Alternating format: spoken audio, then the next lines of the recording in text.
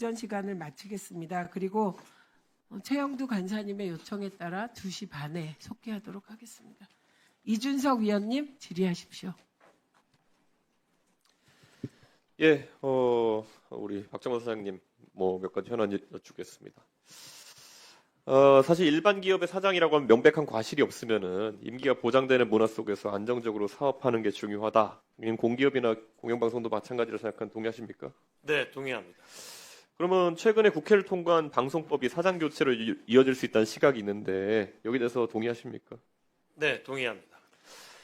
과거에 MBC의 안영주 사장 오셨을 때도 제가 같은 질문 드린 바가 있는데요.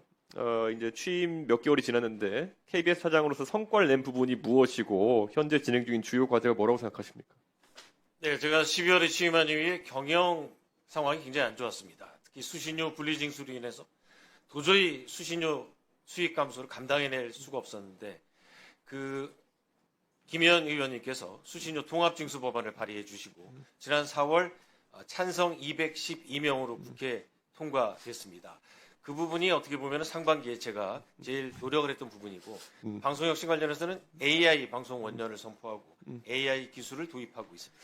그러니까 현실적으로 KBS 사장을 하시다 보면은 방송 일을 계속 하셨으니까 어떤 방송 전문가로서의 어떤 이런 이력이 강조되는 것인지 아니면 방금 제도 개선이었잖아요. 그러니까 수신료 문제 같은 경우에도 이런 제도에 대한 부분이 더 필요한 것인지, 그러니까 말 그대로 사람을 바꾼다고 뭔가 KBS가 경영 실적이 확 증가할 것인지 해보니까 어떤 판단이 드십니까? 아무래도 수신료 관련은 제도가 미치는 영향이 절대적입니다. 사장 취임하신 다음에 사장 취임을 계엄 이후에 하셨죠?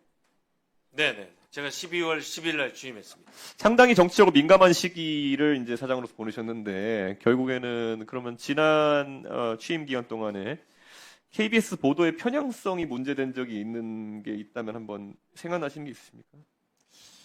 제 취임한 이후에 특별히 크게 문제된 건 없다고 생각하지만 현업에서 일하는 기자, PD 그런 분들은 또 여러 가지 방식으로 문제를 제기할 수 있다고 생각합니다.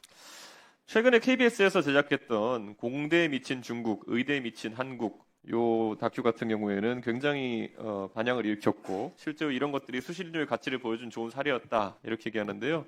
실제로 이런 좀 사회에 시의적절한 문제를 던지는 이런 취재나 보도를 추가로 기획하고 있는 것들이 많이 있습니까? 네, 저희 이제 7월에 방송된 말씀하신 그 프로그램은 정말 시의적절하게 KBS가 공영방송으로 아젠다 세팅을 했다고 생각합니다. 감사드리고요. 저희가 이제 대기획 프로그램 트랜스휴먼이라는 프로그램이 또 나갑니다. AI 시대에 과연 인간은 무엇인가, 어떤 식으로 진화하는가라는 걸 조명하는 프로그램이고요. 또 역사 다큐멘터리 같은 이 고품격 다큐멘터리 프로그램도 준비하고 있습니다. 그러니까 결국 KBS에 지금까지 제가 과방위원 하면서 구조적인 문제를 보자면은 재원은 한정되어 있고 제작 비용은 상승하고 그 과정에서 인력을 급히 줄일 수도 없고 결국 이런 좀 삼중고 같은 상황이 지금 이제 발생하고 있는 것 같은데 이를 해결할 수 있는 해법 중에 하나로서 AI를 제작 환경에 많이 도입하는 것이다. 아까 사장께서도 AI에 대한 부분을 얘기하셨지만은 저는 그렇게 생각하는데요.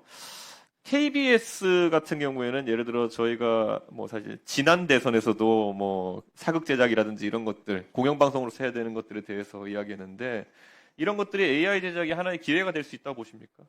네, 저희가 비용 절감을 위해서라도 AI를 많이 활용하고 있는데요. 저희가 대하사극 문물을 제작하겠다고 발표를 했는데 이번 대하사극에도 AI 기술을 많이 활용해서 제작비를 많이 줄일 생각입니다. 그러면 여기서 이건 제가 김유일 사장님께서 공통으로 아마 드릴 질문인데요. 있다가 우선 KBS 쪽에다가 지금 AI 관련해가지고 이게 대한민국에 기술이 있는 기업도 많고 이렇게 하다 보니까 당연히 외주 제작이나 이런 것도 많이 맡길 테고 할 텐데 KBS 내에서 그러면 이런 AI 제작 기술 확대를 위한 전담 조직을 지금 만들어서 운영을 하고 있습니까?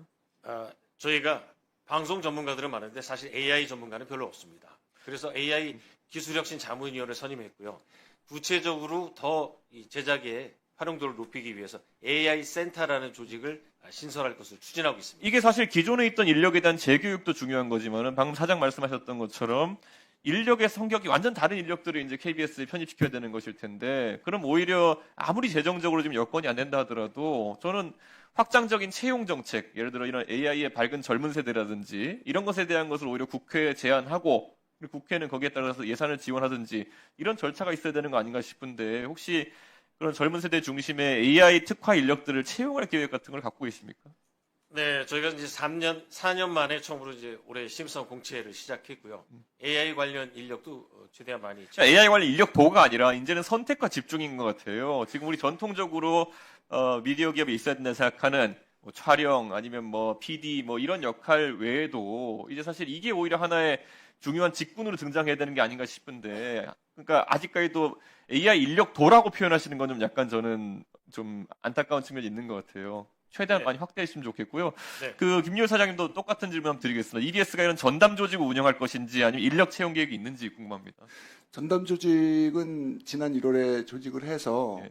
그 100% AI 기술로만 제작하는 제작 팀이 그 융합본부에 신설이 됐고 방송을 지난달서부터 AI 기술로만 사용된 방송을 편성을 AI 단편극장이라는 걸 하고 있습니다. 그리고 AI 전문 인력은 저희들이 이제 AI 하면 방송 부분이 있고 학교 교육 부분이 있는데 학교 교육 부분은 이미 인공지능 기반의 서비스도 하고 있고 과거에 몇 명은 채용을 했습니다. 근데 현재는 재정 여건상 사실은 AI 전문 인력을 공사의 임금 기준으로 채용하는 건 현실적으로 대단히 어렵습니다. 그래서 그 문제가 해결이 돼야 되는데 앞으로도 정말 최고의 전문 인력을 채용하는 것은 현재 공사 임금 구조로는 좀 다소 현실적으로 어려움이 있을 걸로 보여집니다. 저는 그래서 두 분 사장님이 사실 이 부분에 대해서 어려움이 있는 부분을 명시적으로 국회에 제시하고 저희가 지금 뭐 우리 위원회는 사실 AI 산업 지원하기 위해서 많은 이야기를 하고 있거든요. 근데 방송 분야에 대해서 특별한 지원을 이제 할 수 있도록 구체적인 면을 제안해 주시면 좋겠다 이런 말씀 드리고 실제로 지금 AI를 양사에서 이제 도입하려고 했을 때 뭐 렌더링 팜이라든지 여러 가지 장비적으로도 상당한 투자가 필요할 겁니다. 그런 걸 먼저 얘기해 주셔야 되고 인력 확충은 아까 말씀드린 것처럼 지금 당장 공채로 뽑기 시작해도 좀 늦습니다. 그러니까 그 부분은 다소 재정에 무리가 있더라도 빨리 해야 전환이 가능할 거다 이렇게 보고 우리 그 이진숙 위원장님도 이런 부분에 대해서 또 양대 공영방송 같은 경우에도 적극 지원하는 방안을 찾도록 하겠습니다. 시간 더 필요하신가요? 네. 노정면